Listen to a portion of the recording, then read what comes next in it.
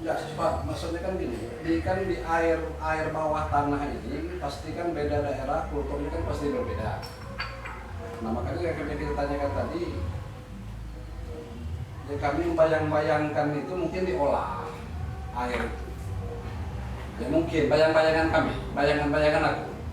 Karena di tempat kami itu, aku sudah membayang-bayangkan cerita-cerita ini. Air di sini sumber bor sini begini-begini macam-macam variasi-variasi. Nah makanya saya sih berharap di sini ada olahan apa gimana gitu kan. Treatment lah. Treatment airnya itu karena kalau langsung kayak ada di tempat aku itu air itu bergas. Jadi kalau kita rokok itu hidup. Ada airnya di situ. Gas. Ya, sumber bor di masjid saya itu. Saking dalamnya itu. Ada. Jadi gini, untuk mensiasati itu, pada waktu ngebor, itu kan jalur mana enak situ kan. Jalur itu nanti mana tempat yang paling bagus. Jadi titik itulah nanti kita gunakan untuk berapa kolam. Bukan harus setiap orang satu bor. Oke, Pak. Nah, kalau masalah di treatment, tinggal kita lihat nanti kondisi air yang keluar. Salinitasnya berapa, kandungan karatnya berapa, logam beratnya berapa. Aku ada timnya itu. Di Ketapang ini air itu karat, udah aku bilang tadi. Karat mereka treatment ya bagus. Secara umum sumber bor tambah itu berkah. Tapi kalau sering dipakai Makanya kalau belum terbayang aja oleh kita kan karena kita belum lihat. Kalau bahasa tadi berkarat aja nggak ada masalah kan dalam Ya, treatment. Mainkan kapur ini. Nah, jadi gini. Ini kita sharing aja, Pak. Oh. Sharing. Mereka aku suka masuk ke sini. Luas kolam itu kan 2.500. 2000 kan? 2000. Ya, 2000 lah. 2002 kan? Satu keluarga. Penebaran maksimal 100 per kolam. Yang aku ambil data di situ benar 100 ya? 100. Ya. Macam-macam Pak. ya enggak lah, Ya, ya enggak masalah. 100. Umum kalau 100 umum. ya? Umum. Umum. Ah. Udah umum. Ya sudah, yang satu gunakan buat nampung air, satu untuk budidaya kepada 100. Salinitas rendah, itu yang lebih sukses. Budidaya udang, kuncinya manajemen air sudah. Ya aku buka rahasia. Selagi kita sebanyaknya kita nambah air dan ganti air, positif udang itu cepat besar dan SR-nya bagus. Nah, tinggal dimainkan saja. Kalau perlu kerja sama kawan kan, satu kita gunakan buat ini, 3 join gitu. Tapi kalau nak paling safe, dipetak lagi aja satu kalau masih sayang. Yang satu jadikan 1.000, satu buat nampung. Coba. Jadi cukup 1.000 lah yang untuk nampung itu. 1.000, berarti kita punya lahan 3.000. Tapi kalau masih belum ada biaya, ya sudah satu dulu lah buat nampung. Kan kepadatan 2.000, aman. 200.000. Kalau kita pakai 2 juga masih 200.000. Ya mendingan pakai satu. Tapi yang satu air positif bagus. Pak, Karena kita tersiap air loh. dari penebalan benor misalnya Pak ya, dari langsung bukan yang dari gelondongan tadi ya, langsung benor itu parsial pertama umur berapa hari? Rata-rata persiap pertama itu umur 70 hari. Selanjutnya 90. Rata-rata di 10 gram. Nah, itu Nah, ya parsial kedua 90 hari. Iya, 90 hari. 90, kadang 85. 1.000 liter ya. 1.000. 1.000 liter itu berapa tadi? 100.000. 100.000 meter 100. Meter satu. Menghasilkan berapa ton ya? Persial pertama yang umum. Persial pertama itu 20% di 10 gram, berarti kurang lebih lah 2 kintal. Persial kedua 17 gram. Kurang lebih lah dia di 3,5 kintal. Berarti lah masuk. Kalau masuk 1,5 kan. Nah, biasanya kita panen tuh di 40, berarti yang 25 gram. Kita ketemu 1,6. sampai 40 ya. Nah, Barang 100 tadi. 100 itu. Jadi 20, Langsung, ya? 30, Tepat finishing. langsung, ya? Langsung. Bukan yang 80 hari di takaran tadi, bukan ya? Bervariasi, maksud tadi bervariasi gini. Kalau dia yang 100 itu kelebihi 20% dia lebihnya itu loh. Kan SR rata-rata kan di 70%. Berarti kita lebihi, kadang sekolah itu kita tanam 130.000, sekolah itu kita hitungnya 100. Kalau dia gelondok pas, yang udah 2 gram. Kenapa harus pakai racikan itu? Maksudnya? Kenapa harus dilebih-lebihkan? Karena cukup pada 100 tadi. Kalau kita isi 100 PL9 pas. itu tidak mungkin. Yang pasti umum SR itu kan 70%. Boleh lah. Ya, 78%. Kalau di sini sekitar itu. Stok ini restan ya. Restan. Pakai solo tadi untuk di Ya, Supaya hitungannya kena 100. Tapi kalau gelondok pas. Tapi aku lebih senang yang gelondong loh. Gancang. Di samping kaca lemak hitungnya. Oh. Jadi begitu masuk di kolam, bos kolam saking tar ya sudah kasih sekilo sekali kasih makan. Jam 7, jam 11, jam 4, jam 7. Tahu kalau dilepasnya pas sama. Tapi 1 ton 6 kintal tadi berapa dimakan? Ya kalau Samsung kan 1,4. Anu ya? FCR ya 1,4. Tonan. Iya 200 sekian. Emang Memang kecil? kincir rata-rata kalau kayak pakai 4. 4 kecil. 4 pertama tempat oleh itu. Yang 1000 meter tadi. Yang penting bagaimana kita CBIB budidaya itu kita terapkan standarnya loh. Standarnya ini. Nah ini kan paling tidak harus kita taati untuk berkelanjutan. Iya. Rata-rata ketinggian air berapa tuh dari setiap kolam? Kalau aku paling 125, 125. iya paling tinggi 1,5 meter paling Tangga tinggi. itu 50 aja udah tinggi sekarang. Pengecekan anco itu berapa jam atau menit? Dan satu kolam itu berapa anco untuk pengecekan? Kalau standarnya 4, kalau bagus ya. Kalau kita 1, 2. Nah, iya. Waktunya, waktu pengecekan berapa ini? Kalau kita gunakan Durasinya. pakan 1% dari biomas yang ada, Nah, 1% juga berarti ya 1 sendok 1 jam. 1 jam gitu ya? Ya kalau 2 sendok 1,5 jam sampai 2 jam. Itu presentasinya. Umum aja lah kalau itu Pak. Sama. Sama-sama aja. Itu sama. Loh, kalau musim hujan jangan di jus pakan. Nafsunya kurang. Enggak, ini antara perbandingan musim kemarau dengan musim hujan, itu perbedaannya apa enggak? Ini kan sumur bor. Kalau di Devasena itu kan air laut. Itu kan berpengaruh antara musim hujan dan musim kemarau. Salinitasnya kan beda jauh kan itu loh. Kalau untuk wilayah sini, terusnya budidaya air tawar itu pengaruh nggak antara musim hujan dengan kemarau? Saya kemarin kebetulan siklus pertama lagi pergantian cuaca betul Pak. Gitu. Pergantian tahun. Yang aku rasakan lagi ekstrim betul, alhamdulillah bisa kelewati. Tapi ada pengaruhnya gitu maksudnya. Iya pengaruhnya paling kita lebih kosnya lebih tinggi. Kita lebih menggunakan kapur lebih banyak. Itu kan penambahan air hujan. Ya kita paling banyak menggunakan itu aja. Kapurnya Kapur, ya. Ya. Kalau aku pakai di dolomit itu aja. Yang lebih diperbanyak. Bukan kaptan yang putih itu ya Pak. Dolomit kan Saya ada. pakai dolomit itu. Dolomit kan agak coklat itu. Nah, beda. Kami kapten yang dari Gresik Pak. Bersih ya. Kapur dolomit Violet itu itu ya? ada 3. Mau ngambil dari mana? Dari Purwakarta, Lamongan, atau Gresik. Yang paling bagus Gresik.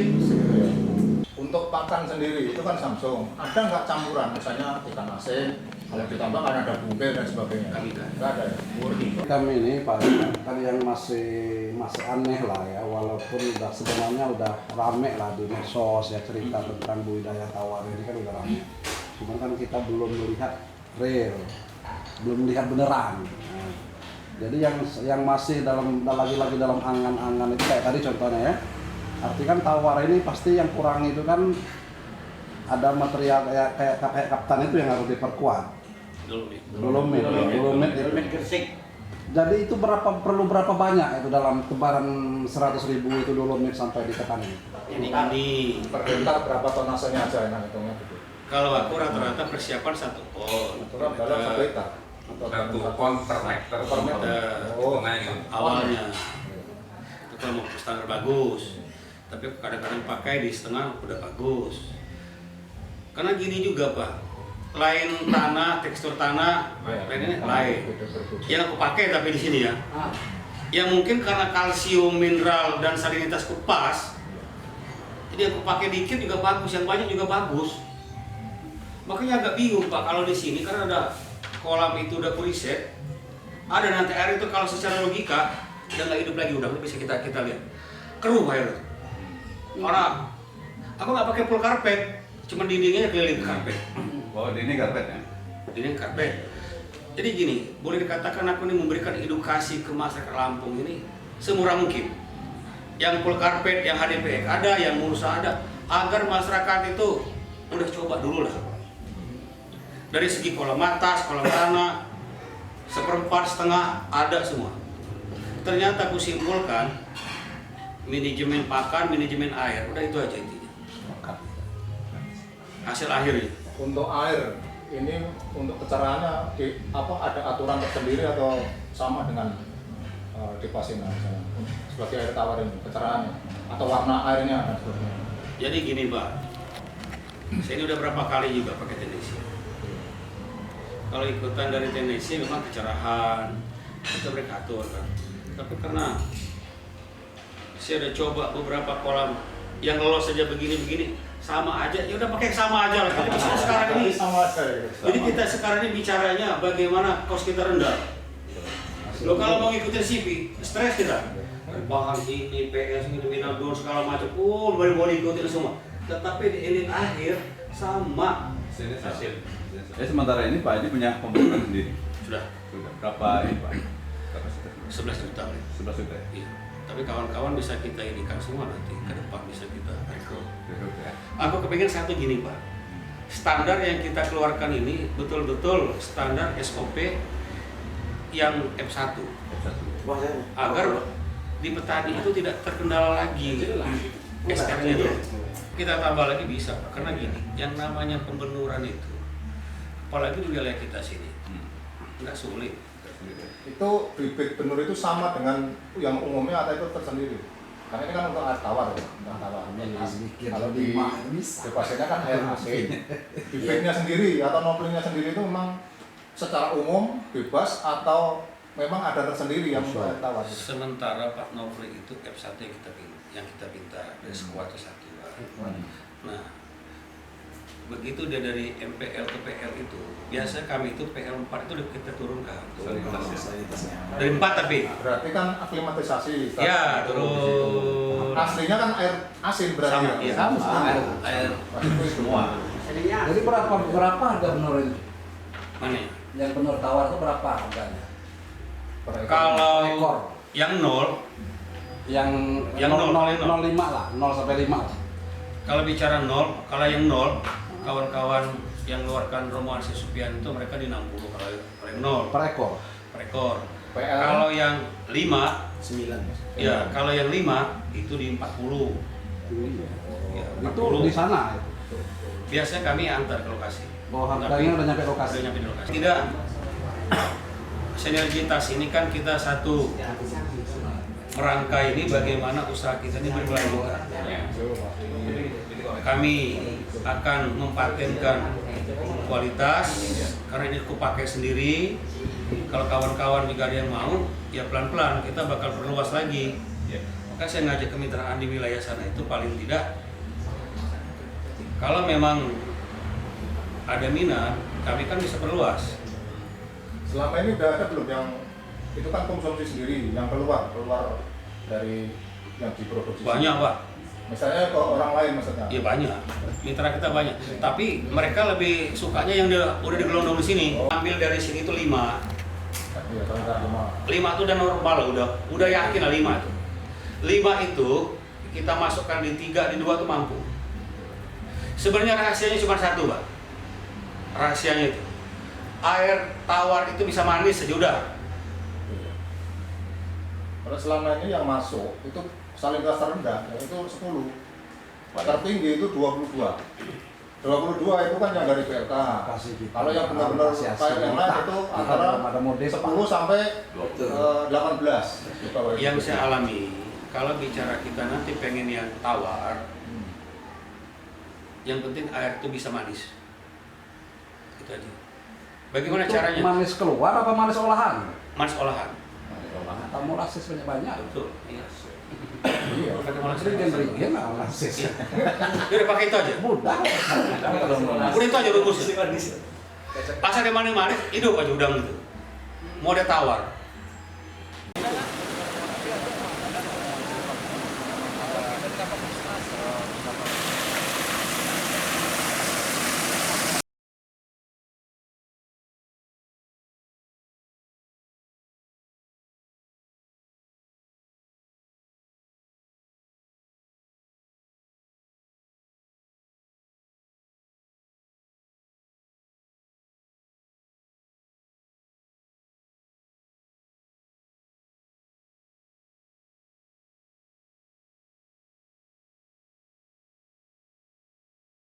Ini nih. Ya, yang Kalau ini udah ada ini ya? Udah, ini udah semua.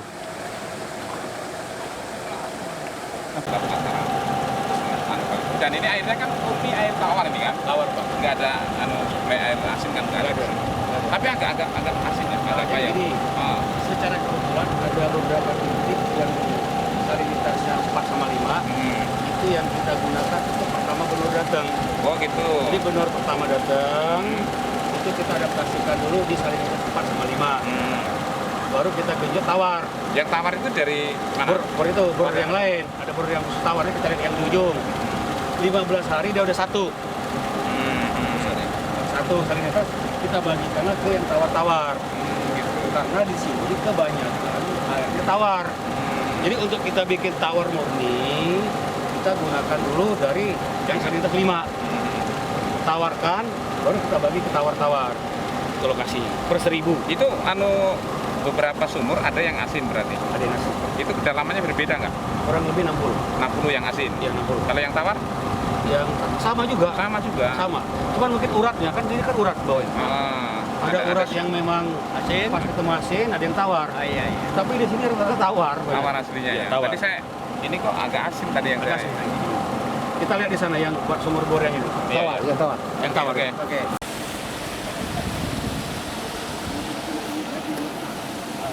Air ini kita integrasikan untuk menjadikan pupuk. Tapi selama ini tambak ini berjalan terus. Tadi kan katanya manfaat bagi petambak ini kan luar biasa untuk sawah, ya kan? Jadi probiotik yang dilakukan apa yang disampaikan tadi di sana, jadi tidak pengaruh ya. Karena sementara ini yang kami pakai masih produknya itu alami semua. Paling tinggi kita pakai molase, fermentasi, sama kapur. Ya itu aja, nggak ada yang pakai bahan-bahan kimia, nggak ada. Proses pengapurannya berapa hari sekali atau tiap hari atau tiap pagi atau sore? Kalau kami ngelihat kecerahan air juga sama. Biasanya kalau habis hujan, rata-rata kan sama gitu. Kecerahan air aja.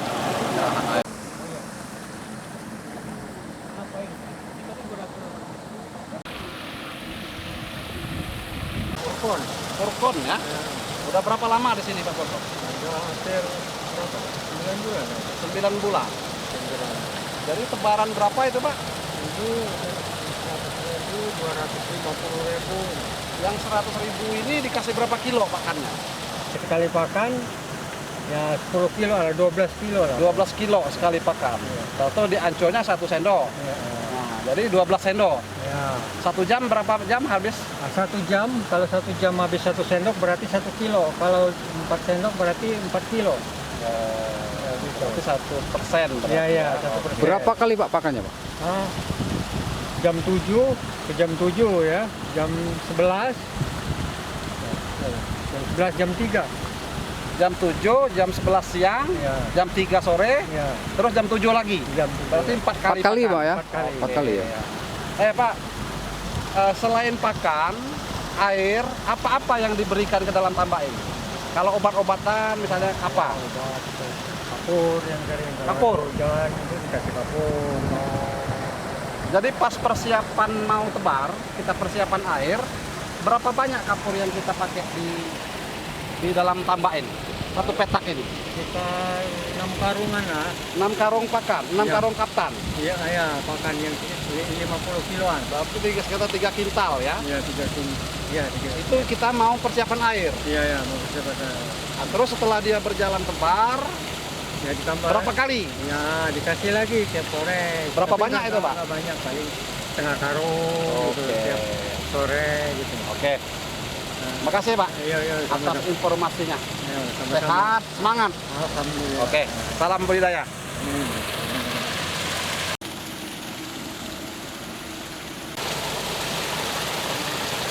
Wih, tawar banget. Keren. Budidaya Panami air tawar. Terbukti.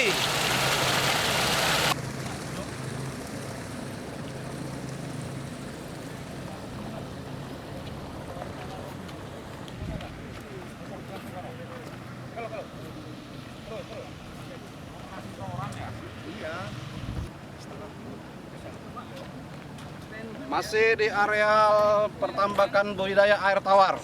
Budidaya Di- udang Panami, Budidaya Panami air tawar. Kalianda. Di Kalianda, Palas. Lampung Selatan. Dadah. Dari Departemen kebetulan pengen kita melihat perkembangan budidaya air tawar. Bapak dari tahun berapa gabung sama Pak Haji? Baru tahun ini Pak. Ini Pak Haji ini mau bikin kolam ini udah berapa tahun Pak? Baru tahun ini. Bapak udah berapa kali ikut panen Pak? Kalau punya peliharaan kita, barusan ini mau Bang. Bapak berapa tambak yang melihara Pak? Tambah. 6 tambak, oh, itu Bapak ya. Sistem yang diberlakukan oleh Pak Haji gimana Pak? Apa bagi hasil atau gimana? Jadi kami ini bulanan. Oh bulanan. Peliharaan bulanan setelah nanti dipanen. Kalau memang hasilnya karena itu berhasil maksudnya, itu kami mendapat bonus. Dapat bonus dari panen.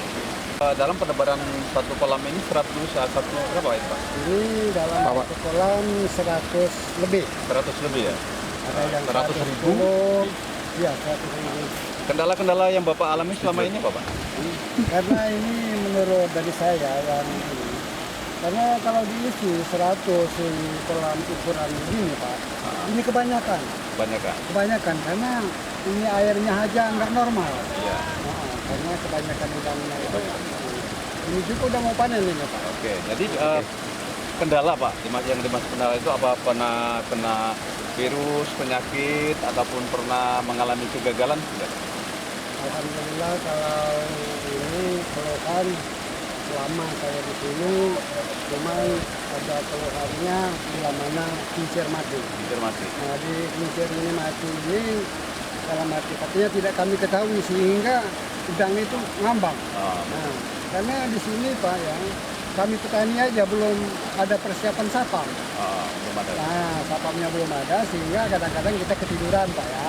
Nah setelah bangun melihat udang udah mulai ngambang. Nah itu dari kendala. Jadi tingkat kematiannya waktu itu kan persentasenya berapa Pak?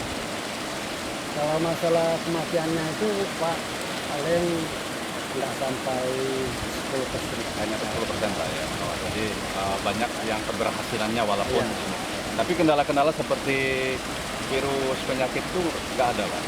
Nggak ada Pak? Selama Bapak di sini ya Pak? Iya. Nah, tapi yang mengalami satu kegagalan itu salah satunya kegagalan gagal molting Pak ya? Nah, Gagal molting Pak ya? ini nggak tahu itu. Oke, terima kasih Pak Ya. atas ininya. Mudah-mudahan sukses Pak ya. Terima kasih ya. Oke.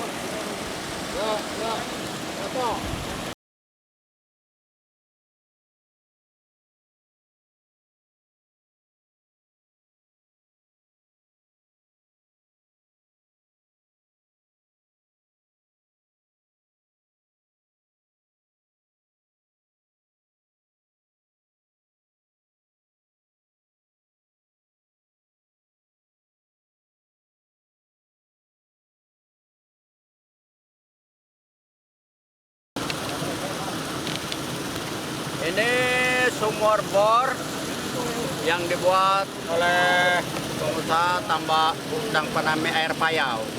Jadi dia di dalam kolam ini airnya air payau, tapi udangnya udang Panami bisa hidup luar biasa. Itu. casingnya 4 in, tapi keluarnya nanti kan 2 in, seperti itu. Airnya bening dan airnya tawar, seperti itu Pak. Ini airnya Pak, mancur, tapi ini airnya tawar ini. Tawar ini Pak ya? Iya ya. Tawar ya? Air tawar Pak. Nah, bisa diminum. Bisa diminum. Tawar benar air. Nah. Bisa diminum. Coba keterangan dari usaha Pak Buribun, luar biasa. 2.500, 100 per meter.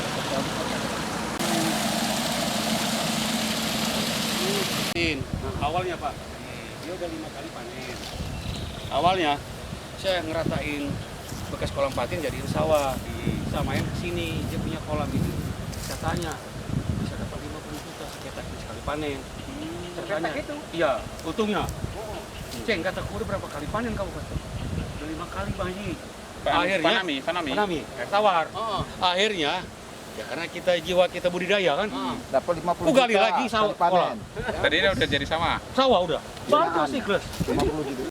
Ini Uji coba pertama, bukan? enggak, ini 7 kali. Jadi justru aku belajar sama ini. Awalnya kalau jujur. Terus ini pengembangannya lebih besar. Nah, dia ini sudah 5 kali panen. Awalnya 5 kali panen, kayak di ujung juga ada. Yang di dekat walet itu ada yang 9 kali panen itu. Ada lagi. Oh, yang di sana Tapi itu. petani ini satu lokasinya mungkin ada seperti itu. Kalau mau besar takut. Ya. Ya udah dinikmatin 2-3 kolam bertahun-tahun. Nah kalau kita beda, begitu berhasil garap terus. Akhirnya Pak, sekarang dia udah ngikut mitra ke kita. Oh, sekarang ini udah gabung. Gabung, jadi penur kita yang ini, yang apa namanya itu? Yang diadaptasi tadi. Yang adaptasi udah masuk sini. Karena mereka, Kalau tadinya dulu dari mana dia penurnya? mereka pakai air laut, Terus ngambilnya dari mana air? dari laut, Bawa ke sini. pakai tangki. Nah mereka tadinya cari untuk salinitas buruk. Iya, Kalau dibawa apa namanya lumpur. Kendala yang dihadapi pertama mahal. Nah, kedua, hati-hati saya bilang jangan pindahkan pencemaran laut ke darat. Jadi mau berkelanjutan loh kata kita nggak ada alatnya. Sudah ada kampung. Kedua SR-nya jeblok. Daun sudah jatuh. Paling tinggi 50 SR-nya. Udah sekarang kan punya kita gelondong aman. Udah gelondong kita masuk. Nah, jadi punya kita dipikul. Jadi dipikul sampai ke sana tuh bisa ke sini. Sampai di ujung tadi, di ujung. Kalau di sana sudah jadi perang. Kalau dari ujung ke sana udah jadi untuk sayur putih. Ini semua udangnya. Kerang. Apalagi Pak, di sini total petak tambaknya ada sekitar berapa? 50-an. 50-an ya. Kalau untuk luas pertambakan ini kurang lebihnya berapa 1000 meter? lah. 1000 ya? Sampai 1000 dengan kepadatan 100 berarti 100.000 per petak. 1000 petak ya. kalau tingkat kebocoran kayaknya rendah bener lah ya. Nggak ada bocor kemana. Nggak ada rujuk. Orang nggak ada Jadi di lingkungan kami ini Pak, sekarang ini lingkungannya sudah banyak yang berbudidaya udang panami air tawar. Lagi tren. Kalau di Kecamatan Palas ini ada di 3 desa. Iya. Palas Pasma, Palajaya, Badan Urip. badan kurip. Nah, kalau di Seragi ada 5 desa, Ketapang udah puluhan desa. Untuk ternak budidaya udang panami air tawar, salinitas rendah. Ke kitanya. Kemarin lagi mau masukin 100 di